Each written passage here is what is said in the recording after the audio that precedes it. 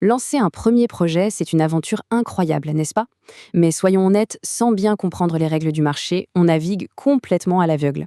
Alors décortiquons ensemble les fondations absolues du succès pour transformer une simple idée en une entreprise vraiment florissante. Tout parcours à succès doit absolument commencer par une remise en question totale de l'idée de base. Et la question fondatrice est la suivante. La nouvelle idée d'entreprise résout-elle une nécessité vitale ou bien comble-t-elle un simple souhait? Avant même de créer quoi que ce soit, il est littéralement crucial de savoir à quel type d'attente on va répondre. Pour y voir clair, voici notre plan d'action. Premièrement, les fondations du marché. Deuxièmement, l'écosystème client. Troisièmement, la création de valeur. Quatrièmement, comment construire des relations. Et enfin, cinquièmement, stratégique versus opérationnel. Allez, on attaque tout de suite la première partie, les fondations du marché, ou plus précisément, l'origine d'une idée. Voici un contraste fondamental qu'un jeune entrepreneur doit absolument maîtriser. D'un côté, on a le besoin. C'est une obligation vitale dictée par notre nature humaine, comme manger, se vêtir ou avoir un toit. Et de l'autre côté, on a le désir. Ça, c'est un simple souhait, une envie non essentielle, comme par exemple s'offrir un voyage à l'autre bout du monde. C'est simple, celui qui se lance dans les affaires doit savoir exactement sur quel tableau il joue, parce que toute la stratégie commerciale va en découler. Une fois cette attente clairement identifiée, l'entrepreneur entre en piste avec sa solution, le produit. Concrètement, c'est tout ce qui peut être offert sur le marché et qui a la capacité intrinsèque de satisfaire ce besoin ou ce désir spécifique. C'est vraiment la pièce maîtresse. Mais attention, la véritable épreuve de vérité pour ce produit, c'est ce qu'on appelle la demande, c'est-à-dire le nombre précis d'unités que les consommateurs sont disposés à acheter sur une période donnée et sous certaines conditions. C'est un indicateur impitoyable qui montre si le monde réel accepte ou non l'idée de départ. Ce qui nous amène directement à la deuxième partie, l'écosystème client. Bref, qui fait quoi exactement? Il est vital de bien clarifier les rôles pour éviter de se tromper de cible. Dans un achat, on a l'influenceur qui guide le choix. Ensuite, l'acheteur qui sort l'argent. Et enfin, le consommateur ou l'utilisateur qui évalue la performance du produit. Prenons un exemple classique, l'industrie de jouets. L'enfant influence, le parent achète et l'enfant utilise. Confondre celui qui paie avec celui qui utilise, c'est le piège absolu à éviter quand on démarre. Donc quand on regroupe tous ces acteurs, plus les acheteurs potentiels, ceux qui pourraient bien craquer un jour, on obtient la totalité du marché. C'est le terrain de jeu global, le fameux point de rencontre entre l'offre et la demande. Passons maintenant à la troisième partie, la création de valeur, ou l'art de l'échange.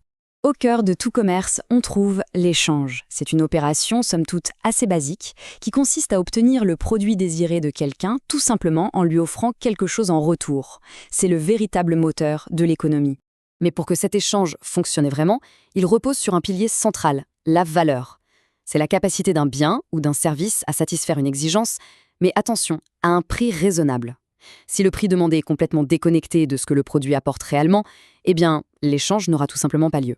Et pour booster au maximum cette valeur perçue, la quête ultime d'une entreprise, c'est ce qu'on appelle la qualité totale. L'idée, c'est d'améliorer sans cesse les procédés de fabrication pour offrir un produit sans aucun défaut. C'est la garantie d'une satisfaction absolue dès la première seconde d'utilisation. On arrive à la quatrième partie, construire des relations, parce qu'il faut absolument voir au-delà de la toute première vente. C'est super intéressant de voir comment une affaire pérenne se construit dans le temps. Au départ, on a une simple transaction, un accord d'échange basique. Ensuite, ça doit impérativement évoluer vers une vraie relation, avec des liens personnalisés. L'étape suivante, c'est la fidélisation. Et enfin, on déploie ça à grande échelle avec la GRC, la gestion de la relation client, pour assurer la rentabilité globale sur le long terme.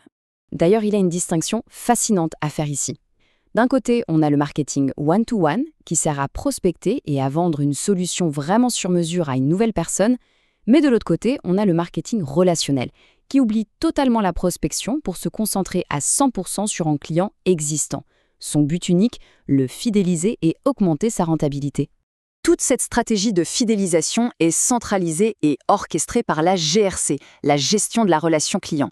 C'est une démarche globale hyper puissante. L'idée est de multiplier intelligemment les points de contact pour renforcer les liens d'affaires et, au final, booster les résultats financiers de l'entreprise.